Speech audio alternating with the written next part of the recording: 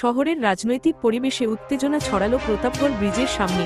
অজ্ঞাত দুষ্কৃতীরা বিজেপির অফিসে ব্যাপক ভাঙচুর চালায় বলে অভিযোগ।